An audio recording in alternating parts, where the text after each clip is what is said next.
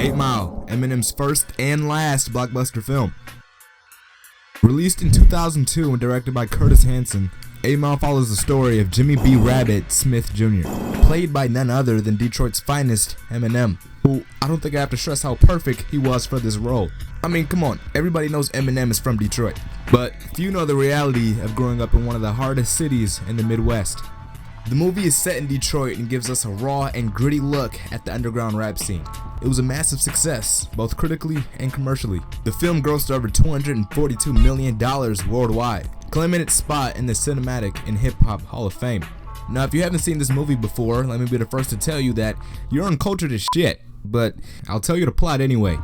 Stop here and watch it now if you don't want any spoilers, alright? So like I was saying, the plot revolves around B Rabbit, an aspiring rapper struggling with personal and professional problems. He's trying to make a name for himself in a society that seems determined to knock him down.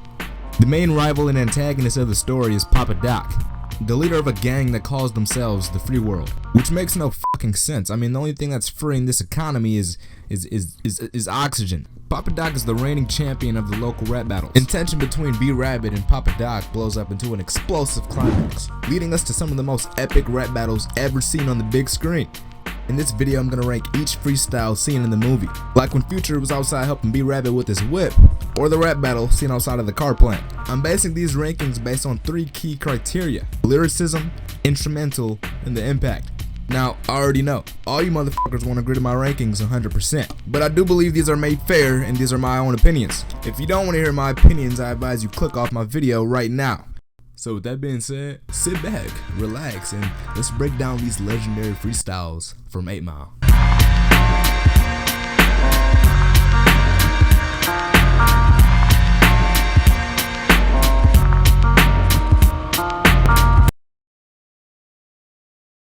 Alright, starting the film off nice, we're introduced to the Shelter, a place in the grimy spots of Detroit where underground rappers seem to be born. After puking in the bathroom scared to death, the Rabbit prepares to take the stage for the first time. But first, his little dick. Hey, yo, who the fuck is this? I mean, Lil Tick, excuse me, who all jokes aside sets us up with a very nice freestyle to start off the film. But despite his performance, which I thought was pretty damn good, the crowd isn't too pleased. I will say though, most of his rhymes are very forgettable, and without doing my research, I would have had no idea who this guy was. But I will say he is very talented, just not talented enough to pick a better fucking stage name, but I'ma murder this man. He did good. The funniest part of his screen time has to be when Future calls him Lil Bitch instead of Lil Tech. That shit was funny as hell. You did a good job, little bitch. I mean... Then of course we got B Rabbit making his first appearance on the stage, and he fucking blows it. Oh, brother, this guy... B Rabbit steps up and steps right back down, embarrassing himself in front of the entire crowd and his main man's Future. For Lil Tick, we'll give him a 6 for lyricism, nothing too crazy. A 3 for impact because he is just so forgettable, unfortunately. And for the beat, we're gonna give it a 5. Not really my cup of tea, just kind of mid. I'm not saying it's bad, I just not my cup of tea. And then B Rabbit, on the other hand, we're gonna give him a negative 5,000. He not only made himself a laughing stock, he disrespected his main mans, all while having a Wendy's 4 for 4 and a chili dog all over his chest. I mean, it just can't happen, man. Overall, a great scene, but let's just move on to the next one, alright? The car park scene. Now, this freestyle is short but sweet. It offers B Rabbit a shot at redemption after the miserable choke up at the Shelter. I mainly included it because it is a key point in the film, and it's the first real altercation between B Rabbit's crew and the Free World. Man, fuck the free world. Yeah! Fuck the free world! Really? With that being said, for lyricism, I'll give it a lucky number 7. For the impact, I'll give it a 4, and since there's not really a beat, I'll just give it a 2 just to balance it out. The food truck scene. Now, I won't lie, this is one of my favorite scenes from the movie. But what most don't know is the scene carries a meaning. During this time, the media portrayed Eminem as a very homophobic and misogynistic person. But this scene shows him standing up for both a woman and a gay man. Okay, folks, enough with the gay jokes, especially from a gay broke bitch yourself. Hey, Lo. This style's doo-doo. You've worked here longer than me, and I get paid more than you do. It also features rapper and TV personality Exhibit from Pimp My Ride. I wonder what he's doing, and I hope he's alright. So, shout out to Exhibit one time. Speaking of Exhibit, for his lyrics I'll give him a 7, for his impact I'll give him a 5, and there's not really a beat here either, they're just going a cappella, so for the beat I'll give it a 2. For B-Rabbit, I'm gonna go ahead and give him a 7 for lyrics, 8 for impact, and since there's no beat, number 2. And we can't forget the lady who started it, who goes by Ms. Corona. I'll give her 7 for lyrics, 6 for impact, and 2 for the beat. Sweet Home Alabama and Greg Beale. During this part of the movie, Jimmy and Future are outside of the trailer park trying to fix B-Rabbit's shitbox when Greg Beale puts on Sweet Home Alabama by Leonard Skinner, a popular band from the 1970s when I was not fucking born, believe it or not. This scene is so damn catchy. The flow and the chemistry between B-Rabbit and Future at this scene is just perfect. It's on the money, and it's just such a pivotal point in the movie. It's at a time when Future is trying to get B-Rabbit to get back into the ring, and B-Rabbit just does not wanna. So Future pulls down his pants and just starts. You what? No, but for real, this scene is amazing. I almost completely know the entire freestyle verbatim. You live at home in a trailer. What the hell you gonna do? Well, my name is Jimmy. His name's Greg Beale. Me, him, and you, we went to the same school. This ain't cool. You know what? I love this scene so much that I'm gonna give it a 9 in each category. It's not my favorite, but it's gotta be second. Don't give a pass about number time. Alright, now the moment that you guys have all been waiting for. The final freestyles of today's video and the finale that brought tears to young man's eyes long years ago. These freestyles, man, I'm getting emotional, man. These freestyles changed my life, man. They helped me get through some tough times, alright? And I remember watching these with a buddy of mine back in the day and just loving it. These freestyles are a part of one of the best finales in cinematic history. I'm not lying, this finale is up there with the Avengers Endgame finale. I don't give a shit what you say it is. Starting it off perfectly and just right, we got Lickety Split versus B-Rabbit. And I won't even lie, even though Lickety Split is supposed to be a villain, he absolutely murders this freestyle. Of course he throws in the occasional white jokes, but this guy talks about Willie Nelson and Elvis rolling in his grave. You better use it. This guy's a hillbilly. This ain't Willie Nelson music. I mean, listen, I know it's a script and this is a movie, but I don't know how the hell somebody came up with this shit. His flow is impeccable, and every time he says something, the crowd is going binocular. I don't even know if that's a word, but I said it. For beginning this battle in a perfect way, I'm gonna give Lickety Split an 8 for lyricism, a 7 for the impact, and an 8 for the beat. Alright, and then we have B-Rabbit.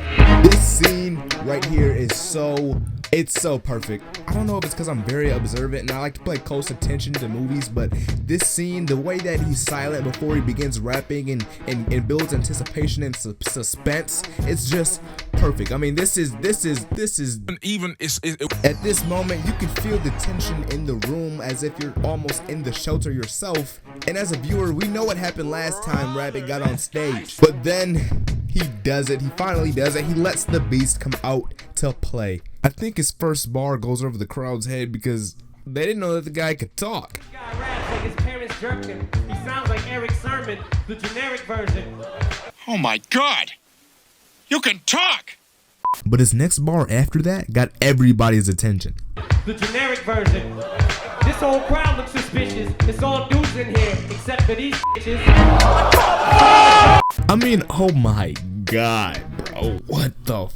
That bar alone ended the free world. I think what also makes his rhymes so great in this scene is the fact that not only is he rapping, he's telling jokes and the crowd is loving it. I mean, this is peak entertainment. He's giving stand-up comedy all while roasting this motherfucker. After his first bar, he concealed the victory. And then halfway through, he pulls out his fucking ass cheeks.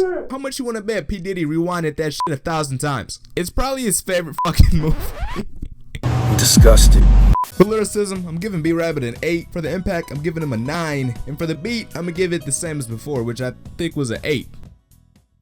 Alright, next up, we got B-Rabbit versus Mark Henry. I mean, Lotto. Now, I don't know if this guy just got done doing the line, but he is furious. I mean, not only are his bars ferocious, his flow is so angry that even I was offended. And I'm not even white. Lotto dog, you gotta be kidding. That makes me believe you really don't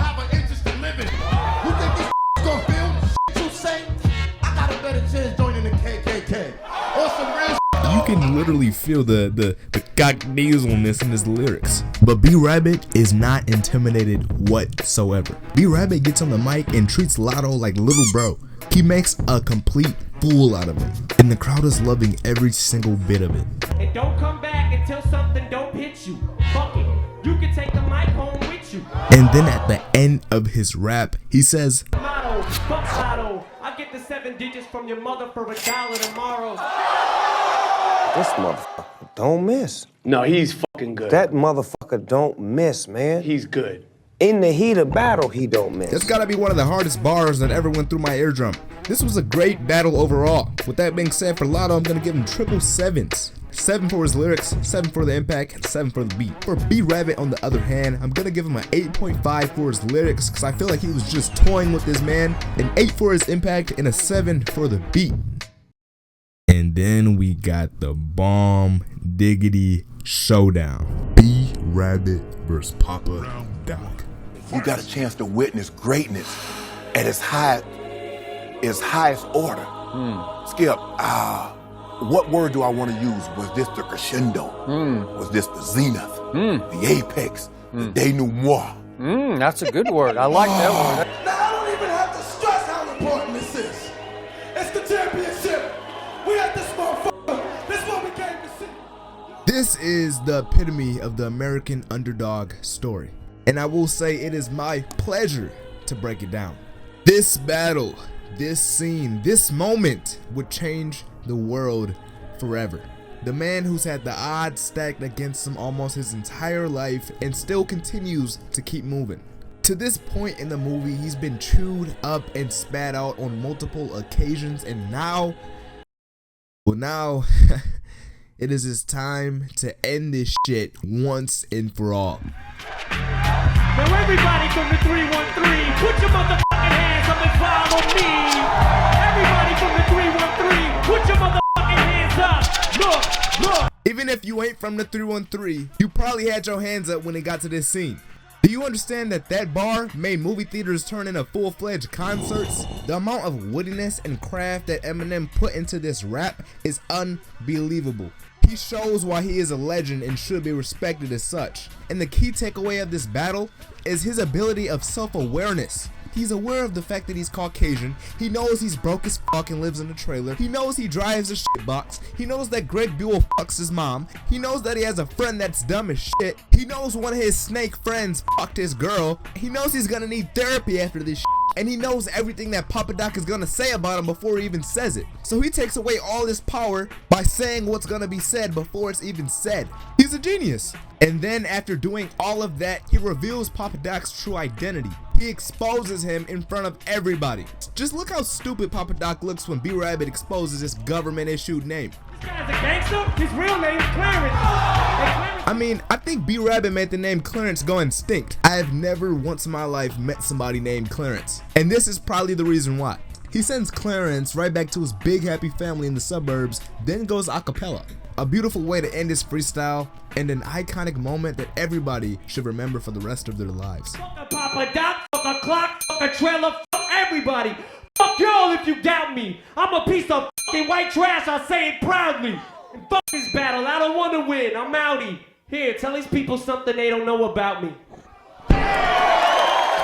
It's now Clarence's turn to rap, but he's so shook after being exposed that he can't even move. He says one word before handing over the mic and waving the white flag. Yo.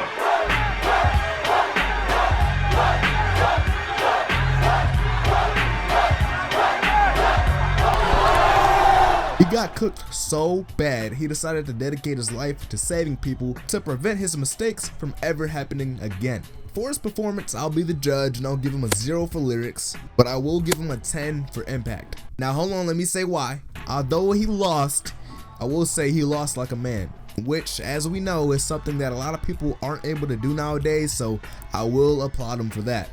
At the same time, fuck you, Clarence. Alright, and now for B-Rabbit.